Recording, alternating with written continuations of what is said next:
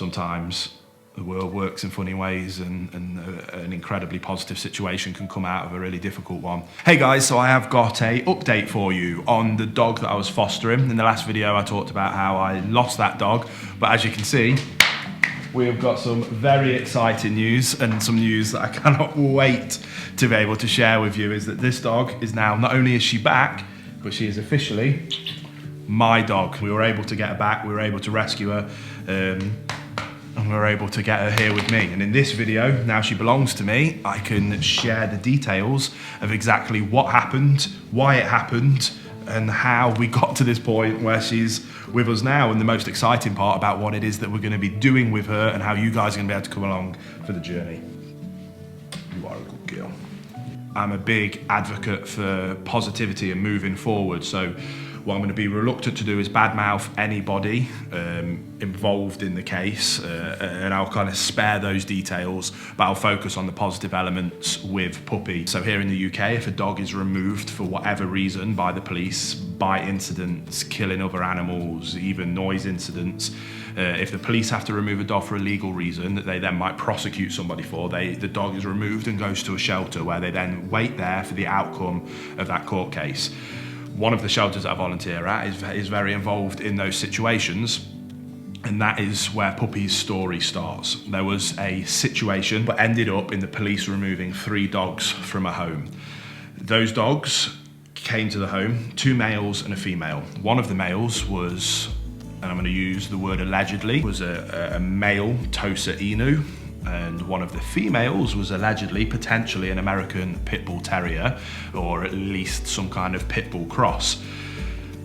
The Pit Bull, the female, was pregnant when she was removed, and it was confirmed that the alleged Tosa Inu was the sire, the father of that litter. That litter was born at the shelter, which was the litter in which Puppy was a part of. Obviously, the breeding element of it was far from ideal, kind of the polar opposite of good breeding practices and standards. The birthing was not ideal, and them being raised in a shelter environment where they weren't really allowed out of the kennel also is far from an ideal situation. The guys at the kennel, the shelter, do a fantastic job. They do the best they can within a mess of red tape that is nothing to do with them. It's the legalities and the red tape of the situation. But she was born there and she started her time there. It's delivery driver, isn't it?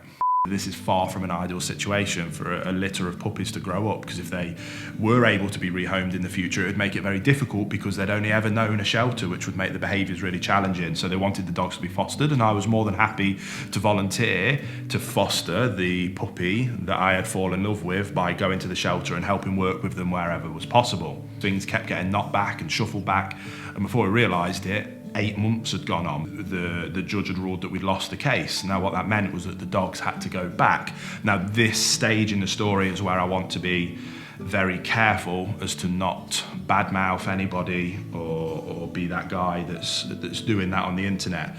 So I had to send them back to them. I didn't know what was going to happen, but what ended up happening was that they got ruled off, that they could go back to where they came from. But what they were able to do was convince where she came from to allow me to be able to buy her, and we'll leave it at that. What that did mean was I had to empty my bank accounts, had to scrounge some money from wherever I could, but we managed to get a deal, and through the guys at the shelter being middlemen and doing me an amazing favour, they were able to negotiate me being able to buy them. So it was a very messy case. Yes, again, I don't want to go into too many of the details that might me being negative. All credit to the guys at the shelter that helped me out, meant that I was able to buy her. Now, Mum was potentially, there was concerns around her being a pit bull. The good thing about pit bulls is that it's very difficult to accurately confirm a pit bull, especially when there's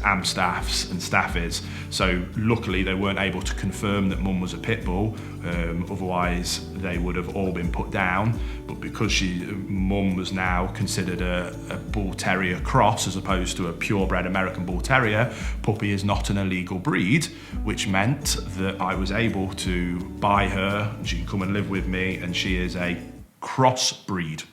That's where we're going to leave it, which then means we can push on. So yeah, massive roller coaster. She had a really bad start to life. She wasn't able to be fostered by me, but part of that fostering was that she wasn't allowed to leave my farm. So we had to do the best we could with in-person socialization. And that's where I created my new at-home socialization methodology for people that might struggle to be able to socialize their dogs in real life for whatever reason. We created that whole new package around being able to socialize your dog at home.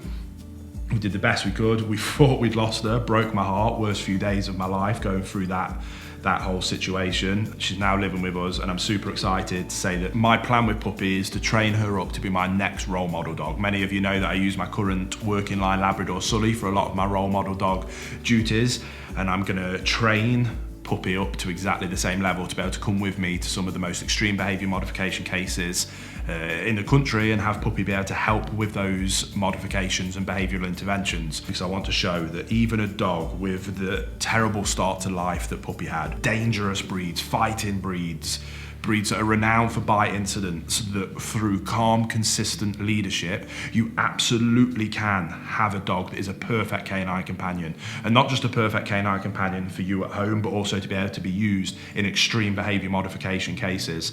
And I'm gonna take you on the journey from this moment here, start almost from scratch with a dog with a terrible start and take her to extremely high levels. We are going to start with a boot camp process. So the boot camp that I help nearly all of my clients go through, one of our best-selling online courses that people have had tons of success with. Because she's been away for a little while, she's come back with a few little issues and niggles that I want to tune up and fine-tune, and a boot camp's perfect for that. Have her build up with a little bit of that trust back, because of her losing me, gaining me. I understand that we need to do a little bit of work and building that back up.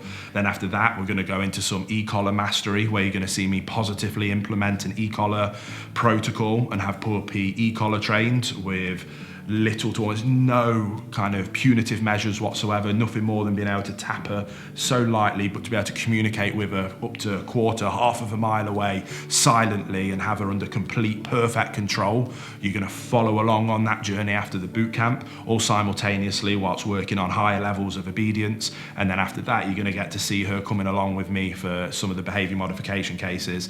And what will be a beautiful full circle is Puppy coming back with me to the shelter that she came from, helping those same shelter dogs. Thank you so much for your support.